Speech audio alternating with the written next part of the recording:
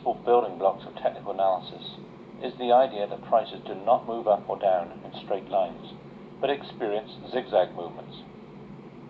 In an uptrend, a rally is interrupted by a correction and is then followed by another rally, and then another correction retracing part of the up move, and so on. These are the peaks and troughs, each peak being higher than its predecessor, and each countercyclical decline ends at a progressively higher point.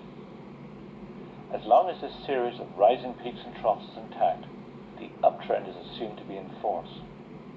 However, when the price experiences a break that is lower than the previous peak, and the next reaction takes the price below the previous low, this series of rising peaks and troughs is no longer in force, and a signal that the trend is reversed is given.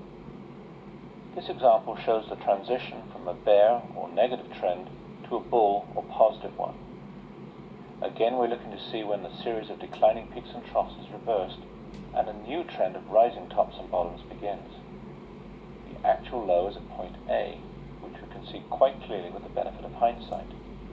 The confirmation that this was indeed the low did not come until point D, as indicated by the flashing arrow.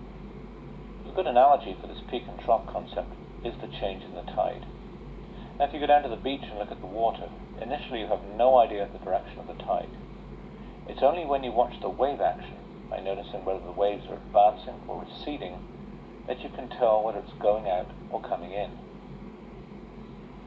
As the tide stops going out, there is a period of indecision, as it's not possible to discern a trend. But gradually, one wave makes a 15-minute record high, and then another. And then you can be sure that the tide is now turned and is at last coming in. Look for the same phenomenon in your charts, and you'll be pleasantly surprised as to how useful this approach can be. Few things in life are straightforward, and peak and trough analysis is no exception. Sometimes we're faced with a dilemma. In this diagram, for example, we can see what I call a half signal. Half signals in a bull trend develop when the series of rising peaks remains intact, but that for troughs does not. See at point X, the low is lower than the previous low, but the previous peak at point A is still the highest in the trend. Point X presents us with a dilemma, because the series of peaks is still intact, but the market has already broken to a low. Do we take the peaks as our reference and assume the uptrend is intact? Or do we use the lower trough and call a turn in the tide? Strictly speaking, we should wait for a failed rally, like the one now being drawn, and then call a turning point at point Y. This is when it's clear that the series of rising peaks and troughs have both reversed.